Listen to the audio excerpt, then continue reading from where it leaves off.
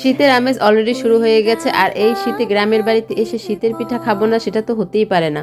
Hello everyone, আসসালামু আলাইকুম, welcome to স্মৃতিস diary. তো গ্রামের বাড়িতে এসেছি তো অনেক দিন হলো, তো অনেক ধরনের পিঠাই খাওয়া হয়েছে, কিন্তু ভিডিও নেওয়ার মতো সময়ই হয়ে ওঠেনি।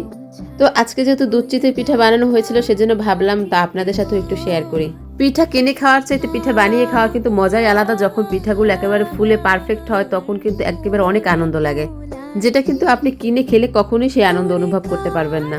তো আমার মা এই পিঠাগুলো বানাচ্ছিল, তো আমি সেটারই কিছু ভিডিও ক্লিপ নিয়ে রাখলাম। শীতের দিনে কার কোন পিঠা পছন্দ বলুন তো? আমার তো সবচেয়ে বেশি পছন্দ লাগে দুধ চিতই পিঠা আর ভাপা পিঠা। এই দুইটা পিঠা শীতের দিনে না খেলে মনে হয় যে শীত একেবারে পরিপূর্ণই হয়নি।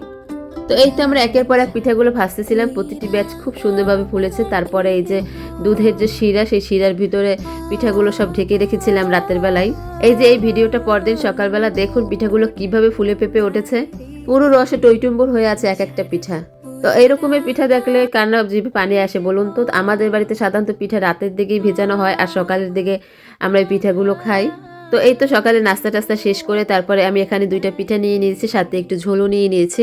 দুধ চিতই পিঠার ঝোল কিন্তু খেতে হেভি মজা, কারণ এটা একেবারে খেজুরের গুড় দিয়ে তৈরি করা হয়। তো আমি এখানে পিঠা নিয়ে নিয়েছি, সাথে পিঠার কিছু ফটোশুটও করে নিলাম। আর দেখুন পিঠাগুলো কাটতে একেবারে কিভাবে নরম তুলতুলে হয়ে আছে। তো অনেক তো পিঠা খাওয়া হলো, এবার সবাইকে একটু দেখা কিভাবে মানি প্ল্যান্টের যত্ন করি আমি বাড়িতে যাওয়ার আগে। যেহেতু আমি বাড়িতে গিয়ে অনেকদিন থাকবো, সেহেতু আমার মানি প্ল্যান্ট গুলো বাঁচিয়ে রাখতে হলো, আমার কিছু যত্ন করতে হয়। আমার গলাটা কিছুটা হলো ভাঙা মনে হতে পারে, প্লিজ সবাই ইগনোর, কারণ গ্রামে আসার পরে আমার একেবারে ঠান্ডা লেগে গেছে। তো আমি কোথাও বেড়াতে যাওয়ার আগে আমার গাছগুলো খুব সুন্দর করে যত্ন করে যাই, কারণ আমরা যেমন আনন্দ খুশিতে ঘুরতে যাব, খাওয়া দাওয়া করবো, তেমনি গাছদেরও তো কিছু খাওয়া দাওয়া দিয়ে যেতে হবে। সেজন্য আমি সবসময় বাড়িতে যাওয়ার আগে গাছগুলো সুন্দর মতো পরিষ্কার পরিচ্ছন্ন করে তারপর তাদের খাবার দিয়ে যাই। এই যে দেখুন এখানে বাবুই পাখির বাসার যে গাছটা, ওটাও একেবারে পানি শুকিয়ে গিয়েছিল। তো এগুলোর দিকে একটু খেয়াল রাখতেই হবে। তো আমি এখানে পরিষ্কার করে ভালো করে পানি দিয়ে নিচ্ছি। মানি প্ল্যান্ট গাছে কিন্তু অতটা যত্ন লাগে না, কিন্তু একেবারেই যত্ন লাগে না এমনটাও না। আর কম খরচে বাসা সাজানোর জন্য কিন্তু মানি প্ল্যান্ট বেস্ট। আমার বাসার ডেকোরেশনের কাজে, এমনকি ভিডিওর কাজে আমি অনেক মানি প্ল্যান্ট ইউজ করি।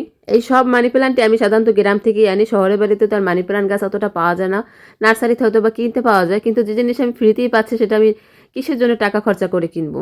সেজন্য আমার যখনই দরকার পড়ে আমি গ্রাম থেকে মানি প্ল্যান্ট নিয়ে আসি। এই যে আমি কিন্তু 10 দিন 15 দিন বাদেই কিন্তু গাছের পাতাগুলো সুন্দর করে ধুয়ে দিই, আর পানিটাও কিন্তু একেবারে পাল্টে নেই। আর এতে কিন্তু গাছ একেবারে সতেজ থাকে, গাছ কিন্তু একেবারেই লতাগুলো নষ্ট হয় না। তবে আমি একটা জিনিস লক্ষ্য করেছি, পানির চাইতে মানি প্ল্যান্ট গাছ কিন্তু মাটিতে খুব ভালো বাড়ে, পানিতে কিন্তু মানি প্ল্যান্ট একেবারেই বাড়তে চায় না। শুধুমাত্র ডেকোরেশনের জন্য হলে পানিতে নেওয়াই বেস্ট, কারণ আমি দেখেছি পানির গাছটা খুব বেশি সতেজ থাকে, আর দেখেছি এটা খুব একটা লম্বা হয় না। আপনি যেরকমের ডেকোরেশন করতে চান ঠিক সেরকমেরই থাকে। তো আমার মানি প্ল্যান্ট সেট করে ফেললাম। এখানে আমার আরো একটা মানি প্ল্যান্ট গাছ দেখে নিলাম, এটাও পানিতে সেট করা হয়েছে। তারপর নিয়ে নিলাম একটা বড় বালতি। অনেকেই মনে করতে পারেন যে এখানে বড় বালতি নেওয়ার কারণ কি? বড় বালতি নেওয়ার একটা কারণ হচ্ছে, এখানে আমার আরো একটা মানি প্ল্যান্ট গাছ আছে, এটা মাটিতে সেট করা।